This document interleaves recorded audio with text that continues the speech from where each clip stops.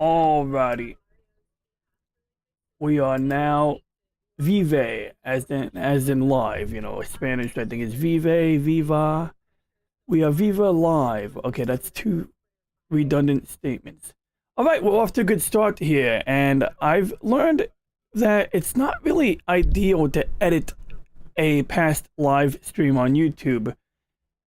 Anytime I've tried to do it using the built-in YouTube editor, it would like go into processing for like a day.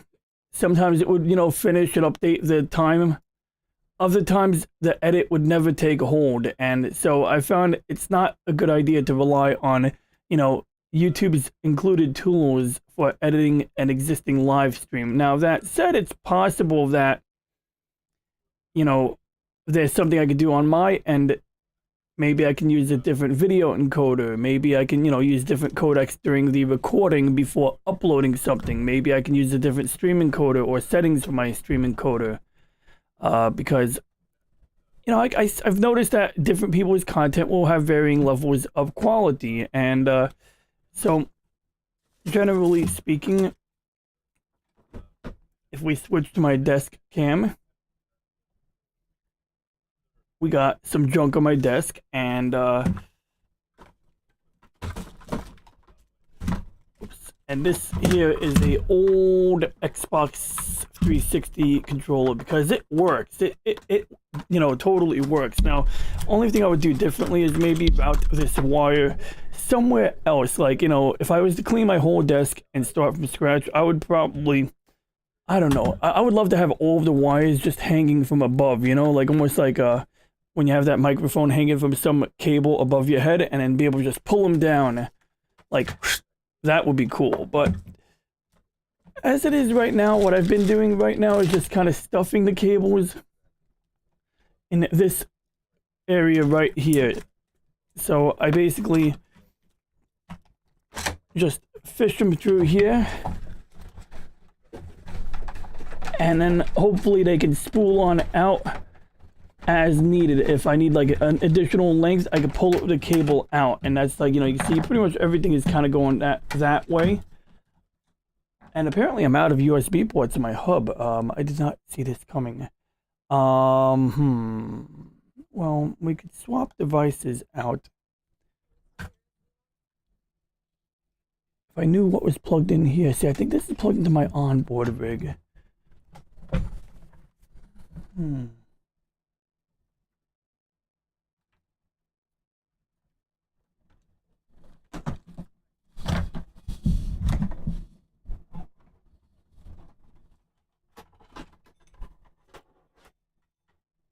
Alrighty.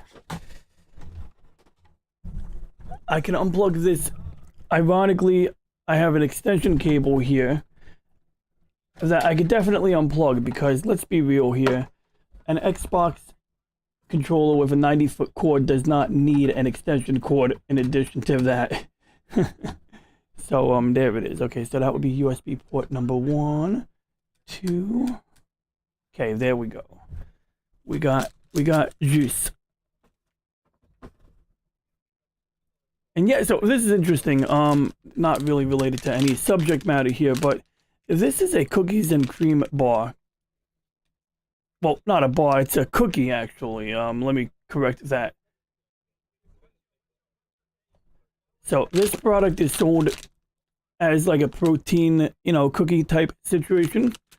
And part of what I'm doing here right now, by the way, is kind of like trying to get some stuff done and show my editing workflow. But along the way, I figure maybe I can identify some quirks or push through some issues when it comes to the creation workflow. Generally, I start recording a video. If I like it, I keep it, I edit it, I upload it. I try to do minimal editing when possible, but when you're streaming, you don't usually edit. So what you do is you just kind of talk. If you stumble on your words, you gotta keep going. I also notice I might have a different cadence when I'm streaming, and so maybe that's something that I can only do when streaming. Maybe this cadence is something that I don't do, the speaking cadence, when I'm recording, because I know I can go back and rewind it. And so I'm more careless about talking. But for example, right now, if we go to my secondary display, and I should definitely put my webcam on the top right corner here. So what you see is exactly what you get. You got my old main webcam, which I got to rename because now it's my desk cam. And I believe if I rename it here, we can call it this, and the name should propagate through the rest of OBS. And so if I switch to studio mode, I can go back to my main camera, for example, and verify we have everything renamed. So somewhere here, my desk cam should have been renamed, if I even have it here.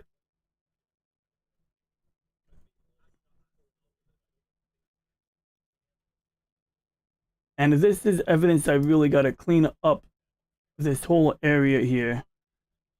But I actually do not have my desk camera in this group, which is fine by me because I'm still tidying this up. The SQ camera now, there we go.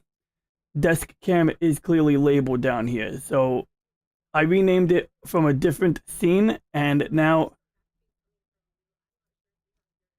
let's see here. Actually, I think I renamed, yeah, I renamed this in a different scene, and the effect propagated to another scene where, so the source is duplicated. It's a copied source. That's how OBS works. You can copy and paste references to sources. You can only duplicate groups. So if this is a group, for example, and I have one camera in this group, I can copy this group and paste it somewhere else. And this group here is actually using that's interesting. This one is that is looking mighty redundant.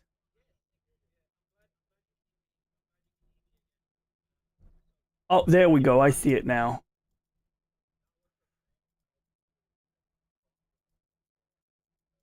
It's not working as intended. We're going to transition to this scene now. Kick out of studio mode and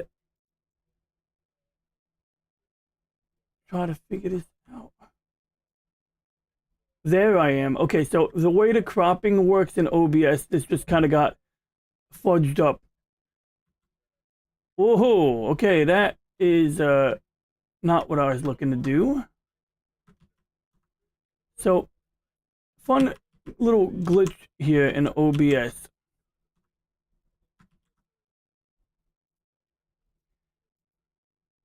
This camera got resized twice. Not only resized, reset it twice. I don't know why the hell it's completely reset the, shape, position of it, but these are some of the, things that I'm ironing out right now. And I think I originally had it set up so you can see my Stream Deck a little bit, although my Stream Deck is way up here. So it looks like that's just, there we go. Now you can see the Stream Deck. So I'm constantly repositioning this camera here. And the Stream Deck is pretty sweet. Introduced it to my workflow recently. Okay, we'll put that like that. And I'd say that would be about sufficient.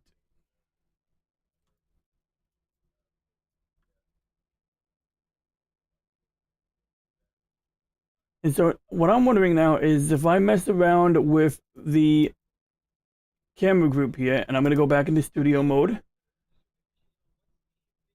So you can see down here, and I'm going to have to switch to my Dell LCD, and then we got to click transition over here. I should add that to my Stream Deck. So if you're looking at the left here, this camera group represents everything that I'm toggling on the left panel here.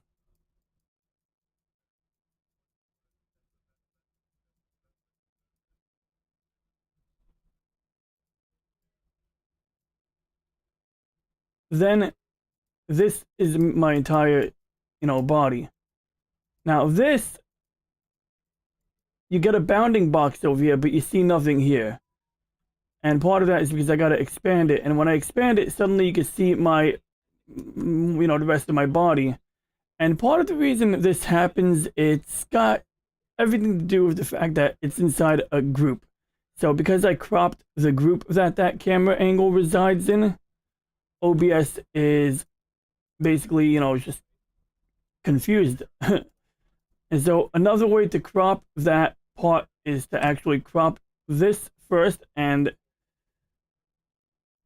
if I do that, you'll be able to see the effect is that.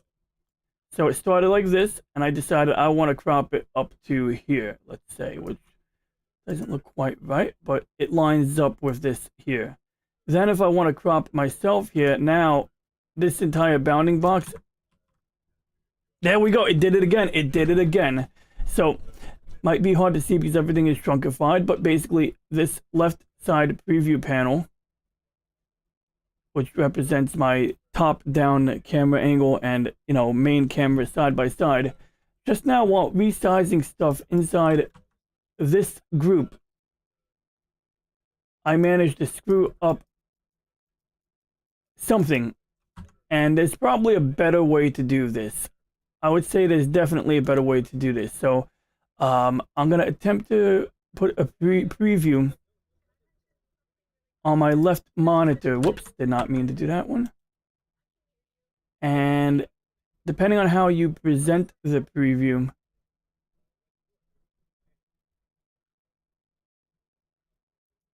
you're going to get, a preview that doesn't display the green screen, the chroma keying, I should say.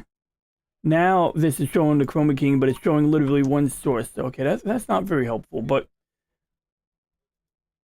I don't even know if I need this secondary item here. I'm going to delete the secondary scene source. And then I'm only going to manipulate this one here. And in fact, what we're going to do is we're going to reset the size of this whole kit and caboodle.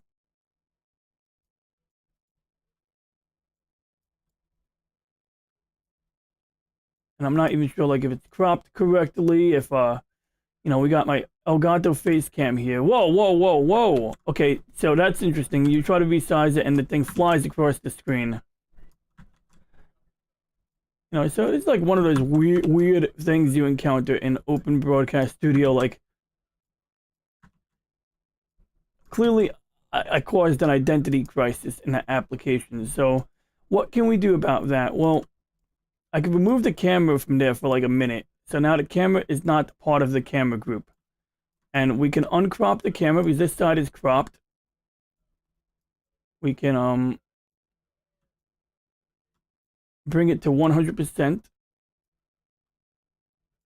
Then we go to the camera group. The camera group is currently empty. Now we added this to the camera group. Now everything is full sized. So now, if I want to resize myself, or crop myself, I can crop the entire group. And it jumps a little bit because I think it's compensating with the actual video scene. It's actually cropping both of them together, which is what I actually want it to do.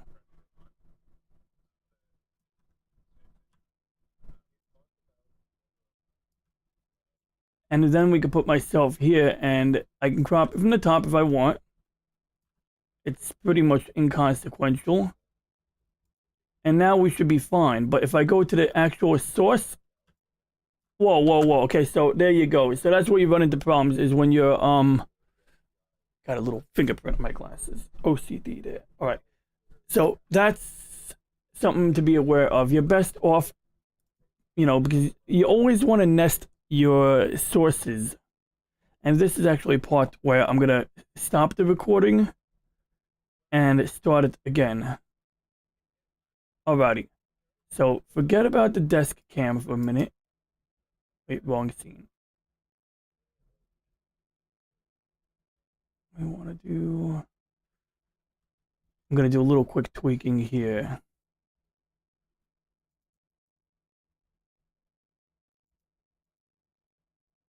Full screen here. And we want to take... Oh my god! Oh my god. Okay, gotta fix this one here now. Okay, this needs to be fixed. Yeah. Okay, let's turn off studio mode. And I'm not even going to show you what I'm doing. I'm just going to go and fix it. So what's the easiest way to fix it? Well, one, let's put this bag here. It looks unsightly being on camera like that.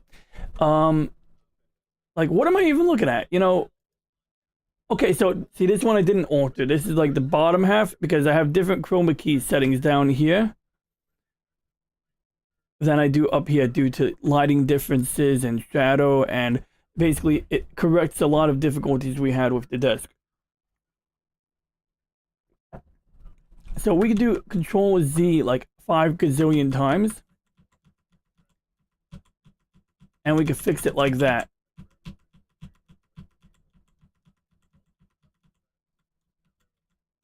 And that would technically be problem solved. Although you can see we got some funny business going on here. So this camera group here is actually comprised of this and this. I don't even know why I have my shoulder in here. I don't even know if I need my shoulder in there anymore.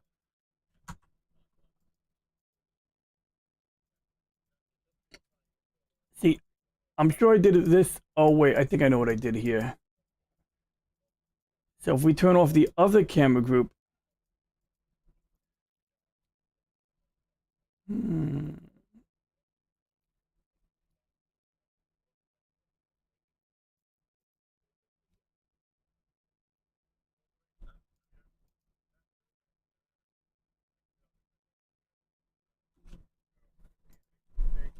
I remember why I did this. I put this box here because when I put my hand up here, it crops it here to keep my window out of frame mostly, and my secondary camera that you can see here. And as I move my hand down here, yes, I don't want my window to be in the frame, but when we get over here, I have nothing to cover up.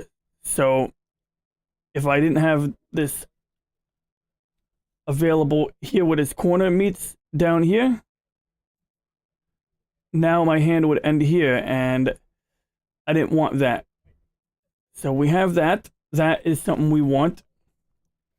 And that's like my top half for the chroma keying. And then we go to the second group, and this is comprised of, once again, a box over here so that I can reach for my beverage container and it doesn't look like it's coming out of, you know, thin air. In fact, this area here is another rectangle. Actually trying to remember what is what here. Oh, okay, wait, actually we got to turn off the first camera group. So yeah, this is literally just a box here. And then when we turn this on, so what are we losing here? So we got,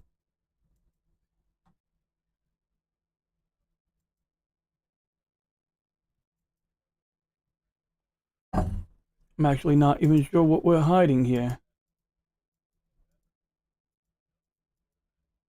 Oh, there we go. So that might be a little redundant.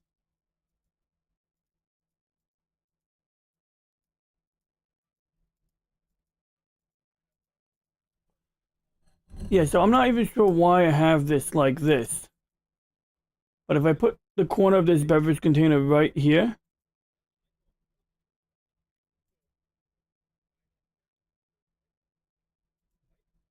yeah, I'm actually not sure why I have a duplicate item there. I'm going to disable it for now, but I'm not going to delete it yet. And then I'm going to go back to my main camera group.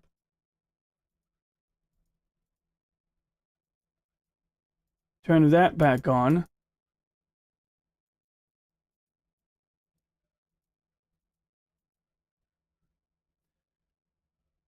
And then we can lock both camera groups.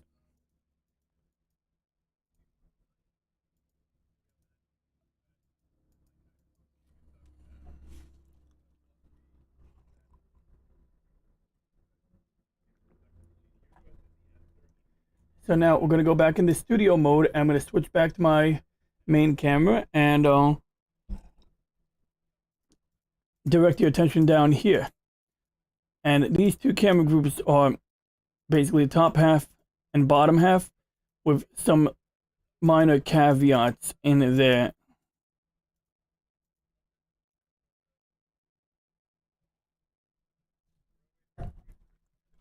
And now what I want is I want to take these two camera groups and copy them to this part here.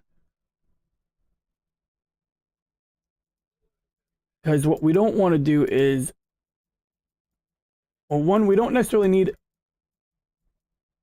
this.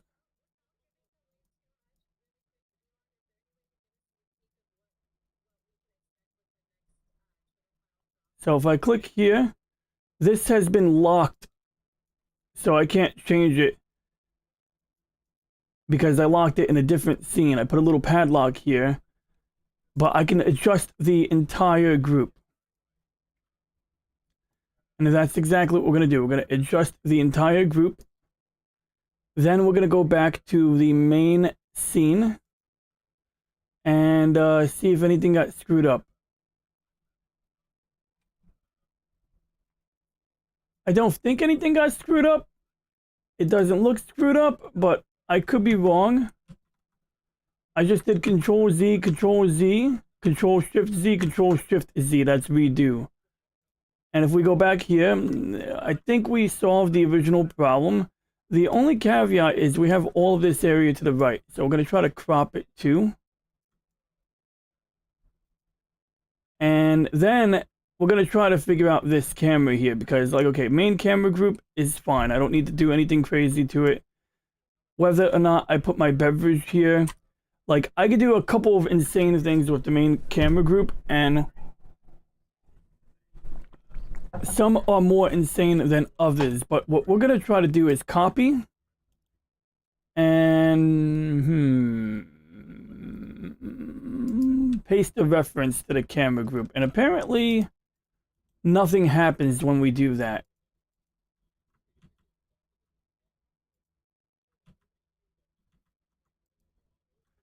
So I don't know what happened. I said paste reference, nothing happens. So now what if I do copy the group and I duplicate it? Now we got a duplicate camera group. And so we got, you know, it's a little weirdly labeled main camera group and main camera group 4. Because as far as OBS is concerned, it is number 4. But we're going to rename this one main cam SQ. I don't remember why. I think SQ was for Squirtle cam. I think originally I used this camera angle to show my turtle, and I just kept the name. So at some point, I gotta you know, rename it again.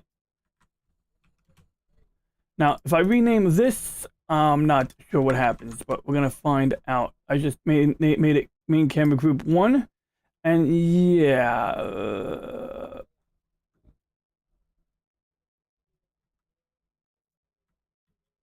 Okay, good. We undid that. So now this here can actually be uncropped and then cropped on the y-axis. And interestingly, this group, you can see the chroma keys running to all kinds of shenanigans there. And so what are we going to do about that? And why is it running the shenanigans? Well, probably because when I copied that group, I should have copied group 3 instead. See, group 3, that is the one. So if I paste in a duplicate of group 3 and I delete this one here, we're just going to call it this. We're going to eliminate that. And we're going to take this, put it underneath that. We're going to rename this. And you can't see the screen I'm looking at right now again. Okay, well, I'm basically...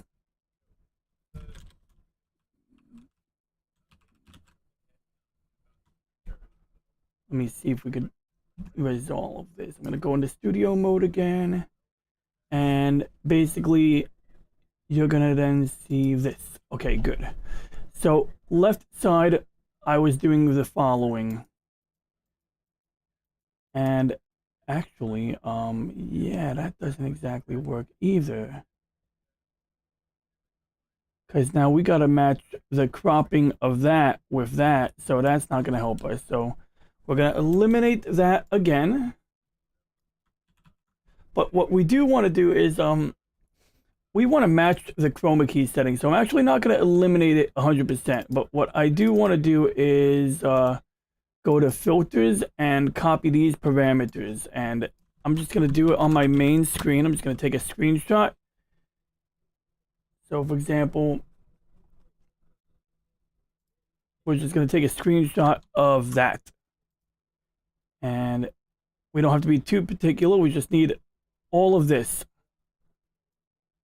And then I can jump out of there.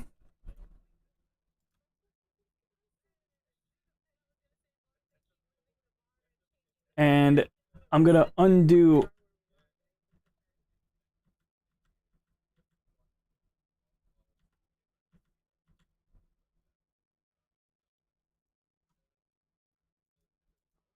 Okay, that should do the trick. So now if I go to filters here, and I'm just going to match the parameters. So this was 429, 63,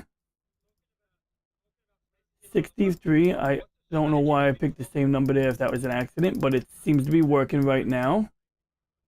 1000, boom. Oh shit. Did I just mess that up? No, I think we're fine here. I think these are two different filters. So I'm pretty sure those are two different filters. Okay, so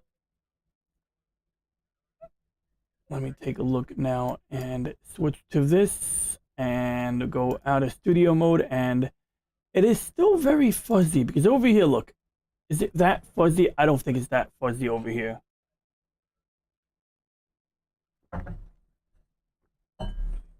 Like, it blends a little bit because the stainless steel is reflecting the green from the wall, perhaps.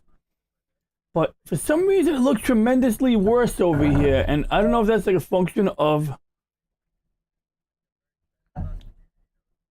maybe because of the part of the background image we're dealing with here.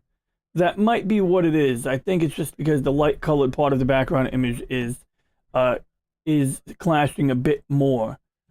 And so the question is, do we really need this L-shaped area here? Well, no. Assuming this blopping screen up here.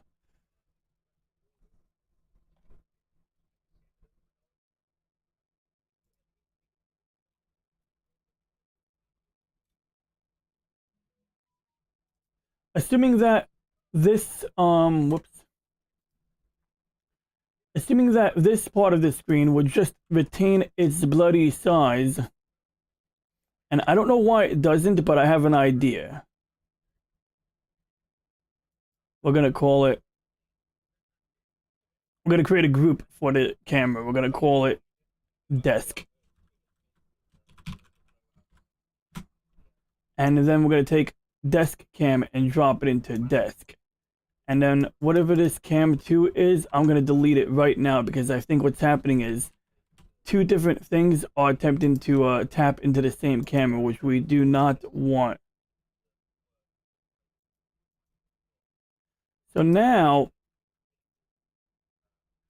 I can do a couple of things here. I can check the resolution. I believe it's still 1080p. And if it's 1080p, that means that we can bring everything here to 100%. Then we can crop it. Why is this background noise so loud?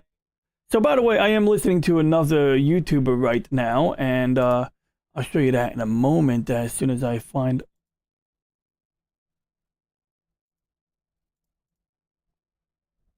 In fact, I was just given an open invite. Well, I wasn't personally invited, but Brandon, the anime guy, did say anybody who wants to come on and talk about the Elon debacle can come on.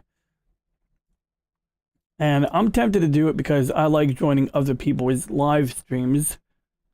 But I don't want to like,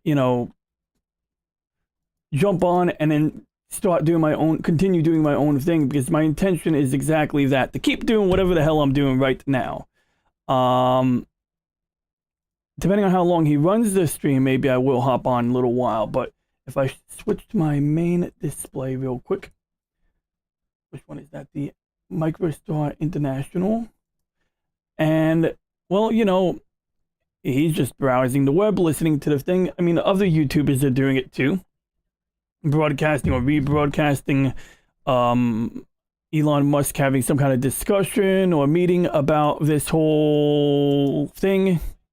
The Hunter Biden thing, actually. It's funny. I actually recorded a video last night, and I think it is high time that I begin to edit that video, because I put the time and effort into recording it, and by golly, I'm going to watch it. But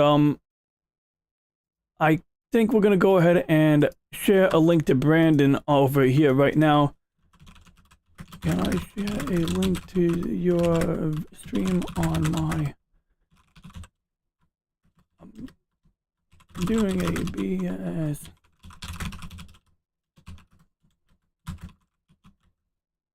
Whoa.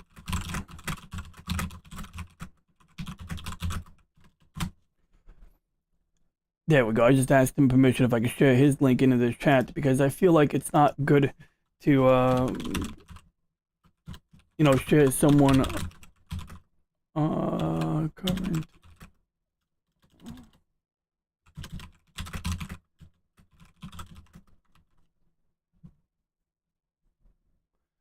So I got the link in the chat. I'll post it in the chat if Brandon says that's cool to share it. I don't want to just share his link on my live stream in case he thinks I smell or something. I don't know. Most people have no problem with you sharing their link. Confirmed on it.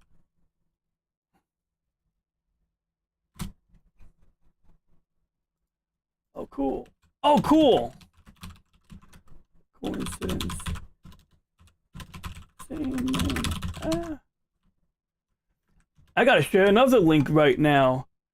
Oh man, Brandon Looney Tunes Fan 2000, I got you. I'm gonna pull up your channel if that's alright with you and share a link to your channel so people can see what you've been doing. But yeah, man, I've been really liking the recent content you were doing. Like, it kind of like always blows my mind when you see DVDs and the amount of content on a DVD. Like, you got like the deleted scenes, you got special features, you got, sometimes they'll have like a documentary or some other extra junk. But then like those Simpsons DVDs. So for anyone watching this stream, Brandon Looney Tunes Fan 2000 has been basically finding DVD Easter eggs. And, like, you could do this on a lot of movies. Some of them, it's just, special features. Like, on Star Trek movies, they have deleted scenes, and, some of them are pretty funny, some of them are cool, some of them are things that you see and you're like, oh, no wonder that wasn't in. But on the Simpsons DVDs, it's like you're moving your pointer around or using the remote, and, like, let's say there's a picture of, like, Jimbo Jones wearing a hat, and you move the pointer, and it highlights the hat, and you're able to hit select, and it'll show you some hidden stuff that you otherwise wouldn't notice. So it's like it's on the menu, but it's not labeled on the menu. And it reminds me of those old Homestar Runner videos where, where you would watch the strong bad email responses, and at the end, if you clicked on random parts of the screen, eventually you would find something that you can actually click on. It would show you some kind of link or image or funny comic, so that's what Brandon Looney Tunes Fan has been doing the past few days, pretty much just like finding Easter eggs on the Simpsons DVD box sets, which is like, I didn't even know they had a DVD collection for that show. I mean, of course they do, everything's on DVD, but like I can imagine, like, if anybody tried to collect the whole series, that would be like huge. Most people, I think, stop watching The Simpsons after season 18. Like, that show's been on forever, yo. Show's got some history to it. But yeah, so Anyway, I want to thank Brandon Looney Tunes fan for dropping in. Oh, I still got to share his link. I said I would share his link, and I have it right here. And I got to catch up. Like, he's on 6-part 2 Road to 2K. Oh, yeah. So, and that's another thing. You should subscribe to Brandon Looney Tunes Fan 2000 because he is on the road to 1,000 subscribers. And 937. Holy shit, man. It's like a multiplication factor right there. Like, I mean, like last time I checked, it was like 900 and, I don't know, 912 or something like that. So, making great progress here. I can't find the button. I cannot find the channel sharing button. I could just share a link to a video, but I want to find the channel link. Oh, here we are. Okay, there we go. I just want to make sure the link I got works. It does. All right, cool. Let's do it.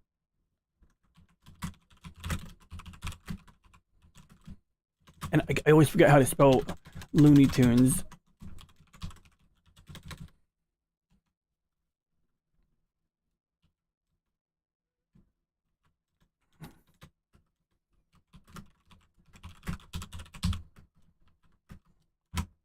So there we go. Anybody watching this, we have two Brandons. We got Brandon, the anime guy. His link is right above.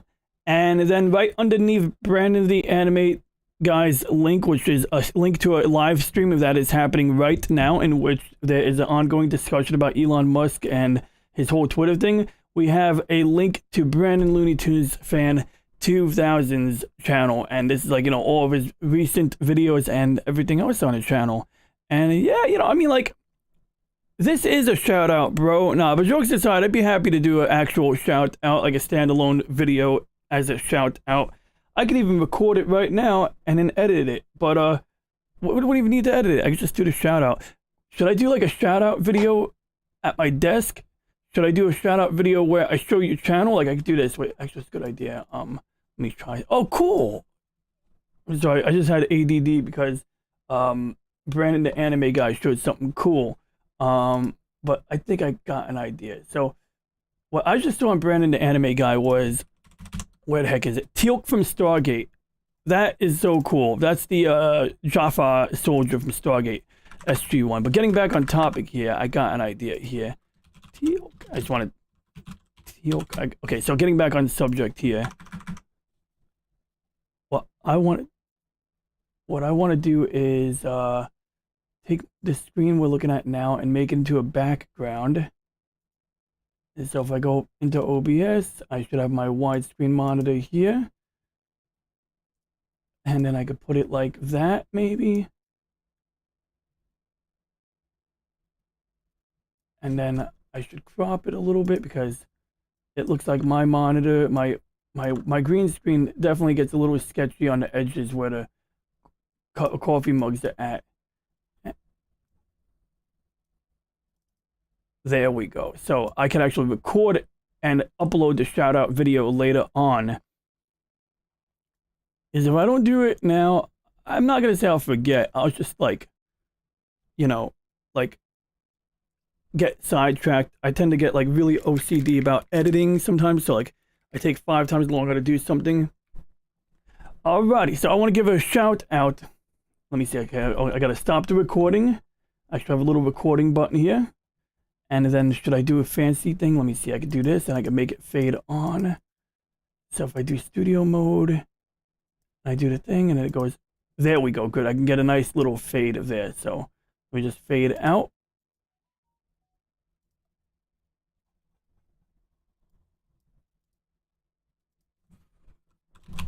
Until they do a impeachment, unless impeachment hearing. So I got sidetracked. Okay, so let me get this back on. I was just commenting on something that the anime guys just said. So we line it up like that. And then I gotta hit record. Alrighty. And in this video, I want to do a quick shout out to Brandon. See, this is why I re-record videos 100 times. So I gotta start over. So, okay. Because I'm literally gonna record a video file and then upload it after this. Alright. So go back to this. Hit the button. Hit the button again. Alrighty. Wait, no, see. Now, this is how I do video recording. I literally start over and over again. It's frustrating for me. Alrighty. In this video, I want to do a quick shout out to Brandon Looney Tunes Fan 2000. He is currently on the road to 1,000 subs, currently at 937 subscribers. He specializes in all things Looney Tunes, mostly DVD and VHS releases, which is, really interesting to me as an avid collector of VHSs myself. There we go. See, look, I collect VHS tapes. I have a whole bunch. I have a wall full of VHS tapes in my other room, in my recording room, so to speak, my server room, actually, where I keep my rack-mounted server computer. And this is actually one of my newest VHSs. This is the Babylon 5 box set. I bought this before they released Babylon 5 on HBO and Amazon. So what they did was they did a re-release of Babylon 5 and they remastered it. Compared to the DVD box set, the DVD version was done in widescreen. This version is obviously not widescreen, but when they remastered it on Amazon, they actually used the same format as the VHS because it turned out they were able to get better quality visual effects scenes out of the VHS tape. Now, as for Brandon Looney Tunes Fan 2000, he's got a collection of Looney Tunes tapes. Like, he's probably got a lot of other things on tape too. And what's kind of interesting to me from a technical side is some of his videos. He'll notice things like glitches in the videotape. Sometimes you get to the beginning or end of a tape and it kind of glitches out. And some of these things like really mundane, but some of them it's like you'd be surprised, what you find. But with that being said, just getting on topic here, this is Brandon Looney Tunes Fan 2000's YouTube channel. And if we hit this button over here, we should be able to show. There we go, that channel in its entirety. You can access it on mobile. You can access it on a desktop or laptop or Chromebook. And there we go. So on the features homepage here, my mouse pointer just froze up on me. I'm not even kidding. My mouse pointer just froze up. So this is why we edit. This is why I edit video. And there we go. That's pretty cool right there. But my computer really just locked up there for a second. Alrighty. Sometimes my mouse gets dirty. Alright, continuing. See, now I gotta edit this video. As you can see here, we got the home page right here under the home section of his YouTube channel. You have his recent uploads. And some of the most recent uploads were Simpsons DVD Easter eggs, and a number of them. Like, I'm actually got to catch up, I think, on the last 3 or 4 of them. But let's see here. See, it's like one of the more recent videos I watched over here. And sometimes I'll have to pause it to get to the Easter egg part. But, for example, let's see here. If I jump here, let's see what we had here. I think that's the beginning. Oh, good. Okay, here we are. So it's a normal DVD menu. And as you navigate, somewhere in here, there's going to be some kind of hidden gem. I think that was the hidden gem. I think he just did it. That was it. It was the rocket. So how did he just do that? Navigating to commentary. That is pretty cool, though.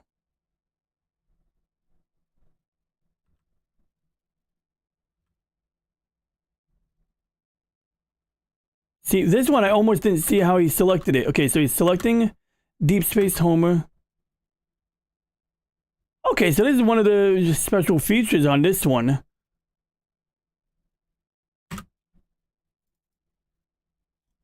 Yeah, I'm definitely going to edit this video, yo. Like, I'm going to, like, try to, just go clip. Let's show 2 clips. I hope that's not infringement. I want to, like... Oh, good. Okay, perfect. And, I say, check out... There we go. That is funny. Okay, let me see here. I remember some of these, you had to, like, press the remote a certain way to get it. Okay, so let's see here. So this one here are basically special features, and then you click on extras. So you got the episode name and the extras. And when you click on the extras, in this instance, Bart will do "Enjoy the Show, Man" on his butt. Home is triple bypass, language selection. And then when you do language selection, let's see here, where is it? See, how did he just do that? There was a oh, I see. There we go. So this is a great example. Okay, good. I found it. So in this example, Brandon navigates with the pointer or the remote, and when you select the pencil on the bottom, or you do something with the play episodes part, I think maybe he selected play episodes. I'm not even sure how he's getting this to happen, but in this example, Homer's pulling a plunger on his head. I don't know, I feel like some of this is... There we go. Congratulations. Okay, somehow, if I'm understanding correctly, you selected the pencil. Let me see here. Play episodes. Then the pencil came up. Trying to figure out. See, some of these Easter eggs are really obvious, right? You just got to point left. It highlights something like the hat, and you click on the hat. This one confuses me. That's why DVDs were able to hide so many things. So this is one of the more obscure Easter eggs, and this is like, see, I really should be taking notes. When you edit video, you're supposed to take notes. That's how I'm supposed to do it, but I don't do it this way. But in this example, yeah, I should be taking notes, but in this Easter egg example, you select an obscure on-screen item, and it morphs into an animation of Homer doing something hilarious, typical Homer, in a typical Homer fashion. And then right here, we see that Brandon found one of the hidden sketches by doing this.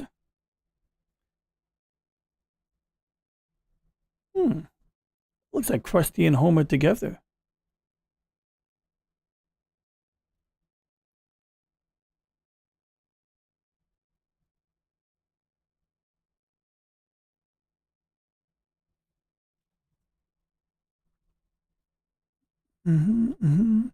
That's pretty cool. And so what I should do is make sure I put it in my notes. This part I have to put in my notes. What the heck is he doing there? I'm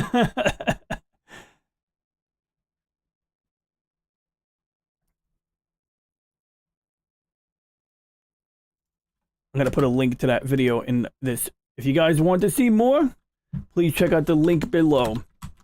I put links to all of the videos that I'm referencing here.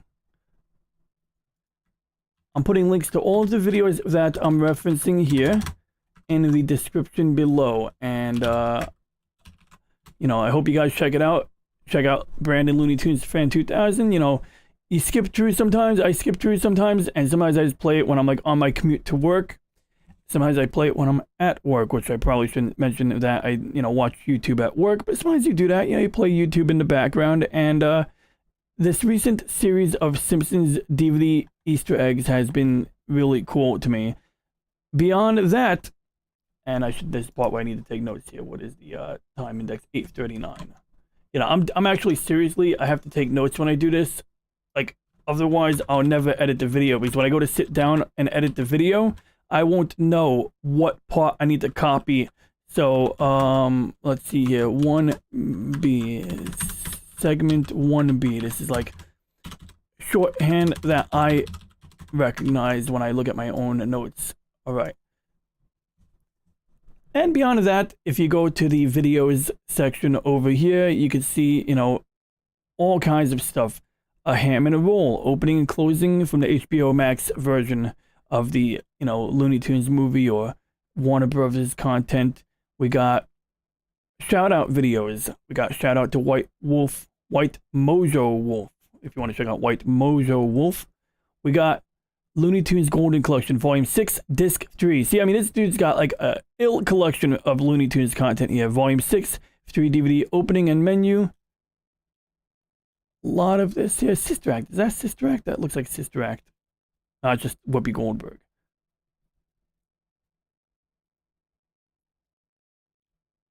But yeah, I don't want to steal any more content by playing it. Actually, I'll play this one. I'm very curious about this. So back in the day with VHS, it wasn't like DVD. Oh, and I wasn't playing audio at all. I'm going to play the audio for this one, which means I have to mute this British guy I was watching. Guy looks like Einstein or something. Okay, so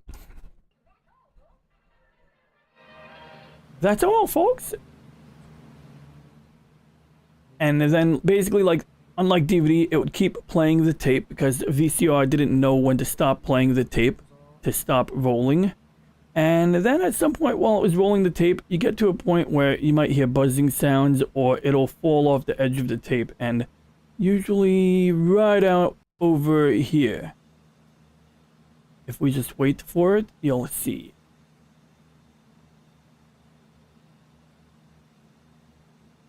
There it is. Color static. And basically this is like partly because on a VHS tape, on a blank VHS tape, you will usually get some combination of white snow if there's nothing else recorded on it. Typically in any, production, quality production, from a reputable company, from some big name, from a big publisher, from a movie company, anything Hollywood like, they will record blank video. They'll record the color black over the end of the tape in order to, make it look fine, because otherwise people might think their TV set needs to be adjusted. Sort of like the Twilight Zone, They don't want to have to give people the warning, do not adjust your TV set. So, in this one though, it is interesting because you're getting these rainbow colors here, and I'm not sure why that is. This is like not your normal, normal snow pattern, This is like a very bizarre looking one. And I do wonder if, like, there's a certain method perhaps to the way they format the tapes, almost like formatting a hard drive.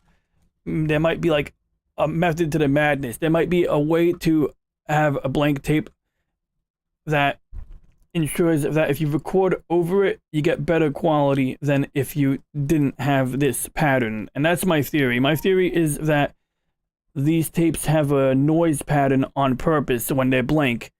And then, Warner Brothers records over it and, everything looks cleaner. Because it's a thing in data science, well, not data science, but in data recovery, that you can sometimes take a hard drive that's already been erased and look for, like, magnetic pointers, magnetic spikes in the surface of the hard drive. And so to erase the hard drive properly, you need to record a bunch of blank zeros on top of the blank hard drive, a bunch of zeros on top of the blank space. And I wouldn't be surprised if in an analog VHS machine, you need to record some kind of like random noise pattern with various colors in it in order to prevent there from being a pattern that might shine through a video signal, if that makes sense. I mean, the black part is very clean. You got a little bit of a dancing noise pattern, but that could be video compression right there. But it's pretty routine. Essentially, the way you erase a tape and the way you record over it later can affect the quality. The thing that was recorded on your tape before. So my theory is whatever was recorded on a VHS tape before you recorded on it. So if it's a blank tape and you record something on it, then you record a second thing on the tape, it's going to look different than if you just recorded on top of it once. Like, if you record twice on it, most people won't notice the difference. I mean, this is, okay, that's a whole other topic. So bottom line, this is why I edit videos. So if you're still watching Brandon Looney Tunes Fan 2000, I give you points for watching me blah, blah, blah, blah for this long. But now I have to edit the video because this is way too long of a shout out video, and with a lot of random detail. I kind of just talk to myself when I'm streaming, you know what I mean? And sometimes I go down various rabbit holes of thought. But bottom line, if I was recording a shout out video,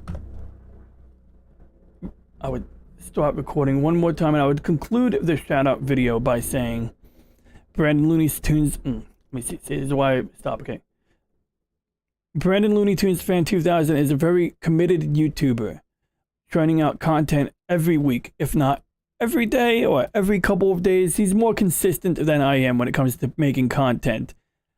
What he lacks in editing, he makes up for in just finding cool shit. No doubt about it. In my opinion, he finds pretty cool stuff. He's got a pretty comprehensive collection of content, and he knows where to find, some of the good Looney Tunes content. I believe your favorite Looney Tunes character, his favorite Looney Tunes character is Roadrunner, and possibly Roadrunner and Wile E. Coyote, if I remember correctly.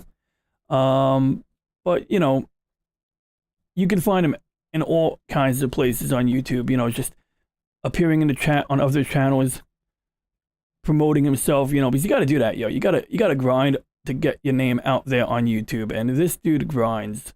So with that, I do recommend, you do subscribe to Brandon Looney Tunes Fan 2000. You might find something you like. You might, find some videos you don't like, but, you just let it appear in your news feed, because you'd be surprised when something pops up in your news feed and, in the little bell button in YouTube, to up this thing here. So that's how I do. And looks like I have some comment replies, so I'm going to transition into a new topic now. And in the new topic, well, I got 2 comment replies, and this is actually something I've been meaning to do for a while, is YouTube comment reading, just reading comments. And it looks like somebody, responded to my comment on the Quarterings video about Elon. And one of them was saying if this was Trump's family, the media would be talking about a firing squad. Basically saying, how Twitter, has, the books have been opened, so to speak. It wasn't any secret that Twitter, colluded with other big tech giants to suppress a news story. Whether that news story mattered in the grand scheme of things, we can debate that separately. But whether they suppressed the news item, that is, I would say, can I say that's a fact without saying it's a fact? Because I feel like, I would get slapped with disinfo. And basically that's the thing. They would use the disinformation excuse to suppress the news. But, I mean, this was real content. I mean, like, to give my opinion about this whole Elon thing, this is actually the video I was planning to edit during this video, is, in my opinion, it's been a case of get out the popcorn and enjoy the show. And at this point, a new thing happens, some new stuff gets released, or in fact, old stuff, tweets that were already suppressed in the past are now being seen by more people than, before. And, people could argue either way, but there's evidence that the people working at Twitter who were responsible for making this decision didn't make it for objective reasons, and you can even argue that there might be some consequences for some of them, legal ramifications associated therein. But at the very least, there was a lopsided approach to what should be censored and how it should be censored. And so jumping down here, you can't even imagine the numbers of attempts on his life during the first mandate. Okay, what mandate? I don't know what we're talking about now. This is one of those 100 comment threads where you don't even know who's replying to who. So here we are. So I actually went down a crazy rabbit hole here. In responding to a tweet on the Quarterings YouTube channel, and responding to a YouTube comment, I actually went down a slight rabbit hole. So basically it was about how Elon Musk, the title of the video is Elon Musk just broke the internet with the Hunter Biden Twitter files. Jail is coming. And this is more speculative on Jeremy's part, the guy who runs the Quartering channel. But in his speculation, there can be legal ramifications for some of those who were involved in, suppressing the news item, so to speak, in a lopsided manner, in a somewhat biased manner. Interestingly, though, both the Biden administration or Biden candidacy at the time requested that Twitter, squashes something, and they did. And then even the Trump administration requested that Twitter squashes something or suppresses something, and Twitter complied with it. So, bad on both sides. The video goes on to say, oh, but it was more favored towards the Democrats. And, in any case, I would say two wrongs doesn't make a right, that's for sure. They were both in the wrong. That said, I think just the news item of that was suppressed. I mean, you could take a link from a Taiwanese video site similar to YouTube, and when you tweeted it, it would get blocked because, it was considered misinformation or dangerous. One moment.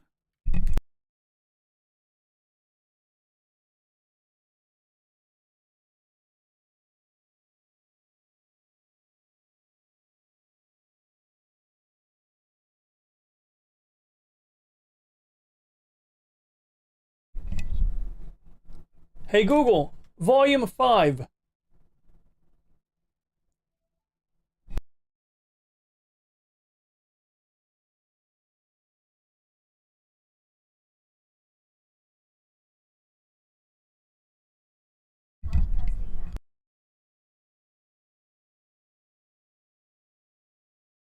All right, looks like it's almost time to get the dinner ready, so I'm gonna continue this later, but we can read this real quick.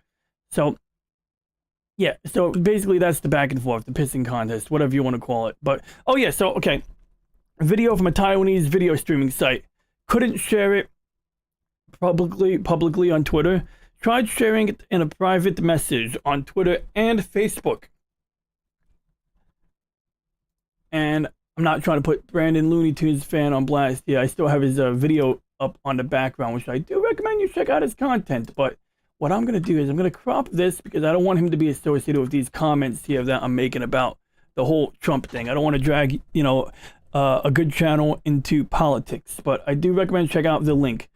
And I guess while we're on the topic of Looney Tunes real quick, before I head out for dinner, I will say my favorite Looney Tunes character, you've asked me this question before, and I always think about it because I hate, making like final decisions on things, but I would say my favorite Looney Tunes character, who comes to mind? Let me see if I can find a picture of my favorite one. Who we got here? Elmer Fudd. Porky the Pig. Is I think what happens is when you watch Looney Tunes, you come across different characters, and once in a while some of them jump out at you, and I actually do have some on screen right here.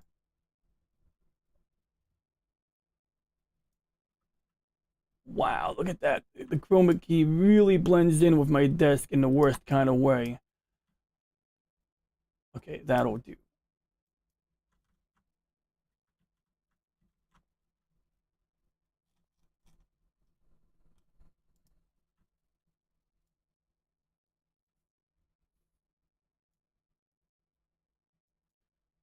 Oh, it's my secondary camera.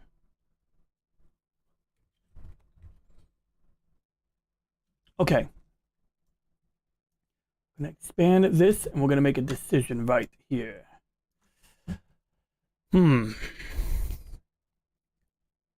As I always think about Elmer Fudd, like, in general, like, I don't know, something about watching him go after him, but then I always mixed him up with Porky Pig, and Porky Pig is, like, friendlier and, chill, but, like, Elmer Fudd gets into a lot of funny situations with Bugs Bunny, tricking him into doing stupid stuff, which is awesome.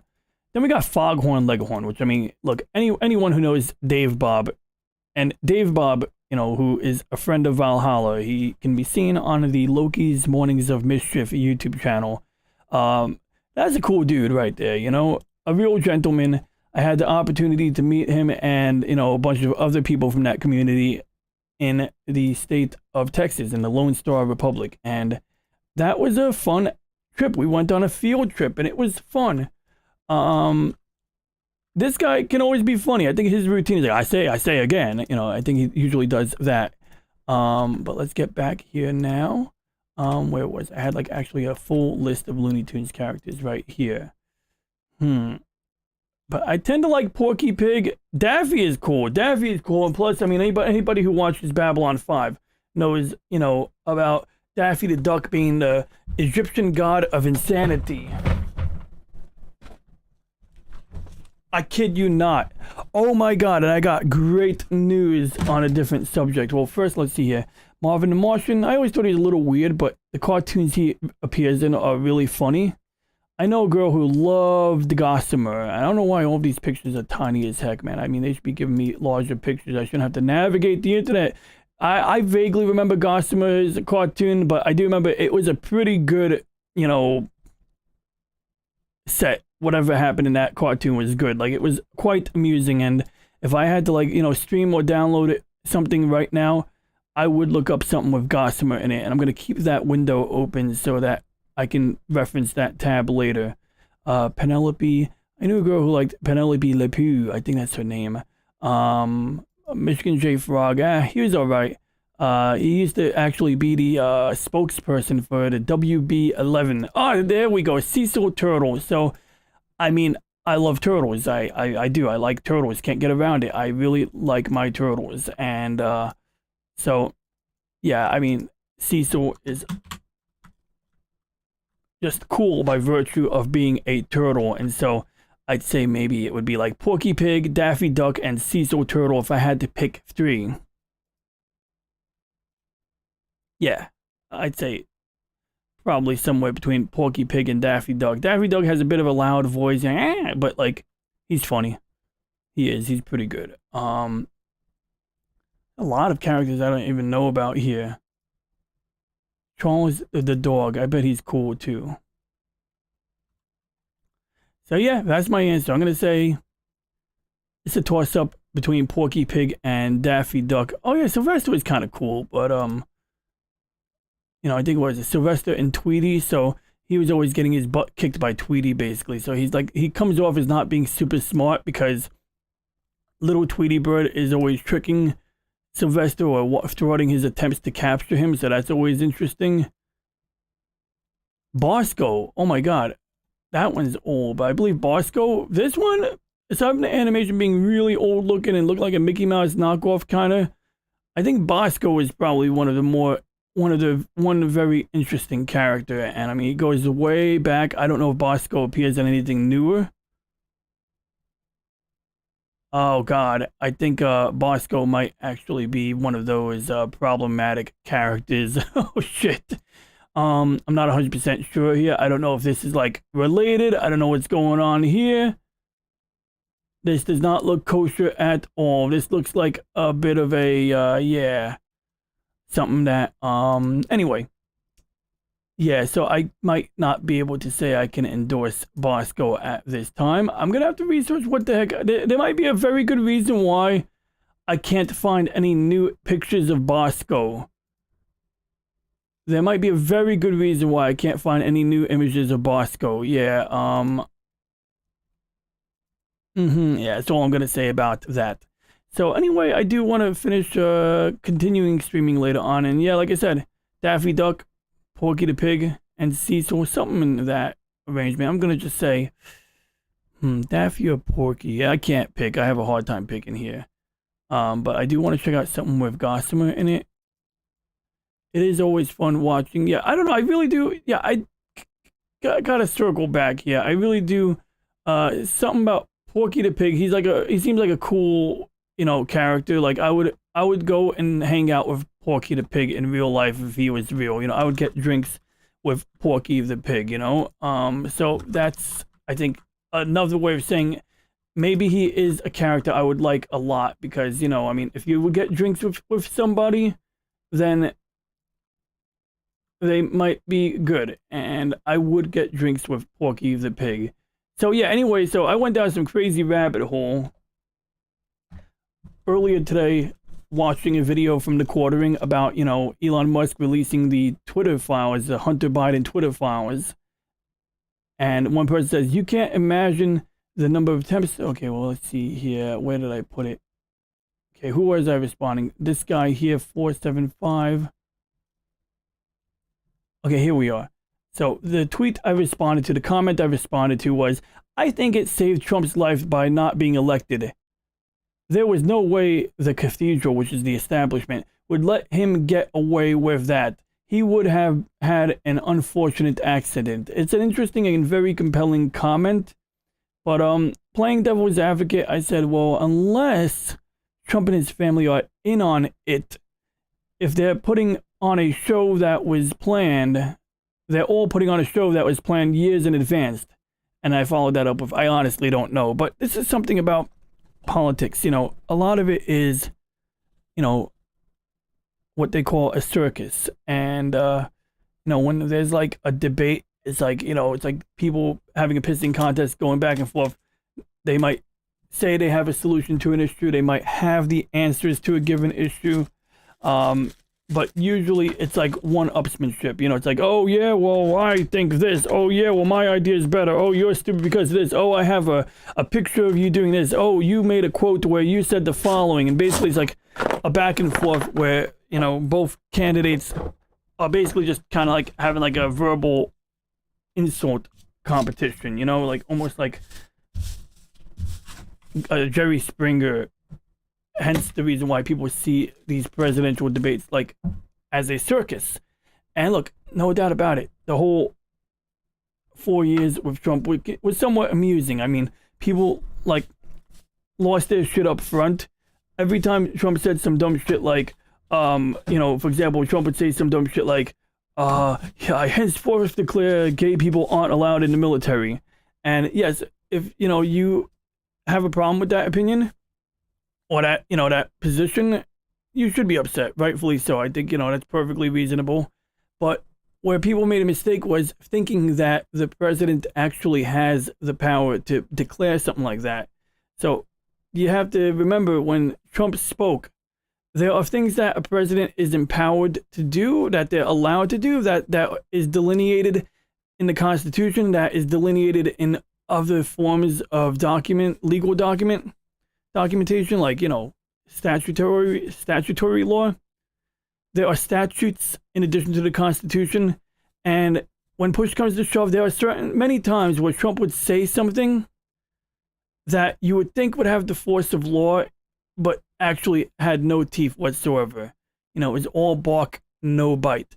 And when it comes to, you know, what is it called? Uniform code, or, you know, whatever they call it, military statute or what have you. Those were things that were outside of his ability to control. You know, these are things that he could say, I think, you know, he could make the opinion, he could claim that it's a new law, but he's effectively stating his opinion or stance on something. It's like a position, a verbal opinion, a verbal position.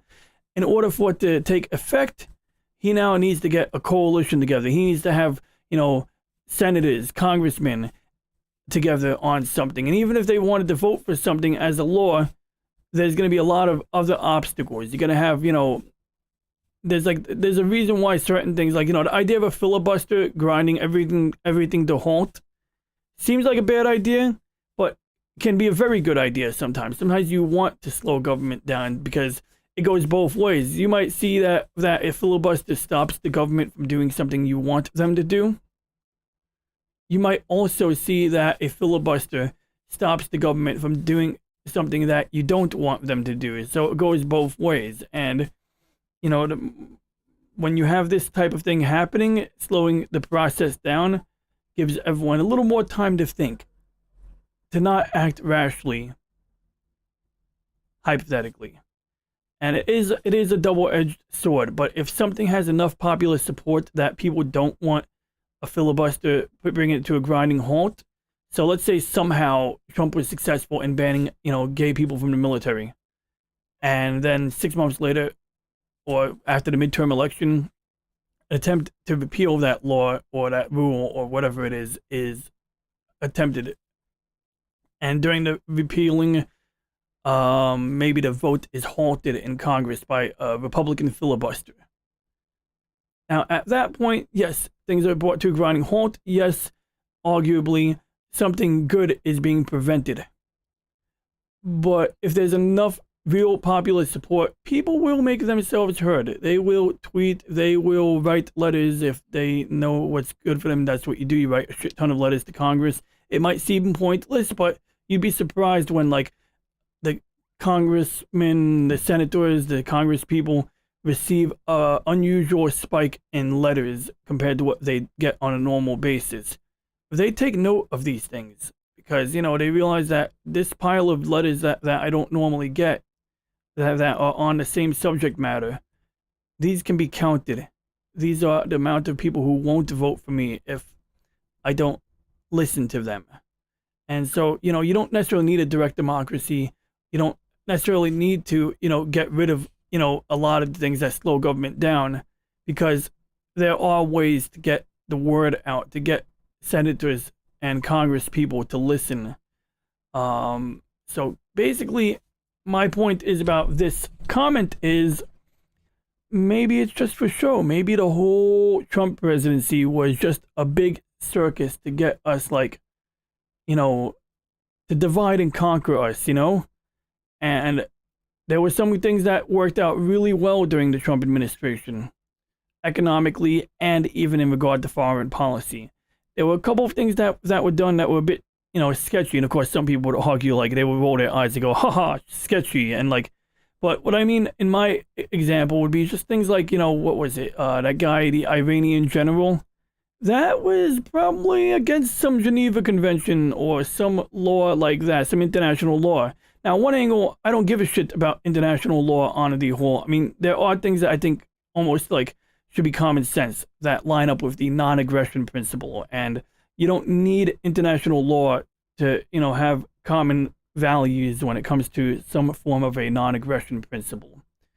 On the other hand, you know, the idea of like how to deal with prisoners, how you should treat prisoners in times of war, having something that, you know, multiple nations can sign on to and agree to is not unreasonable on its own.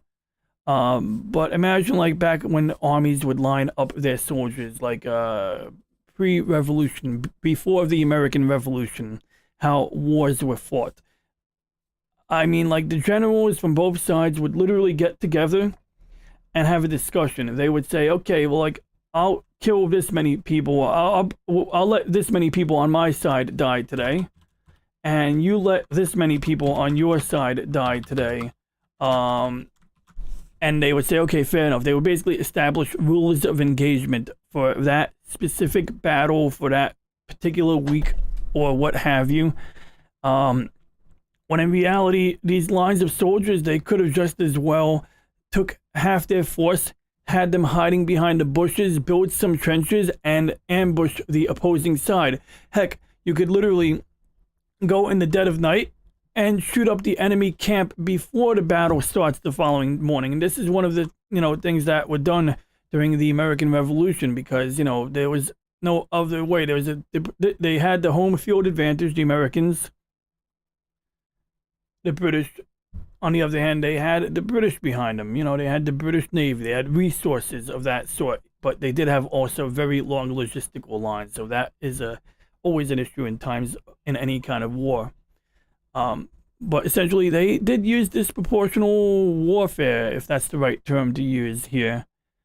And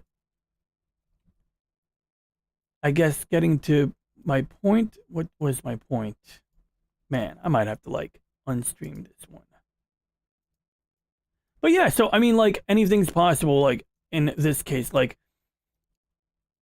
it is entirely possible that, you know, remember, years ago, Trump was perfectly good friends with Hillary Clinton and Bill.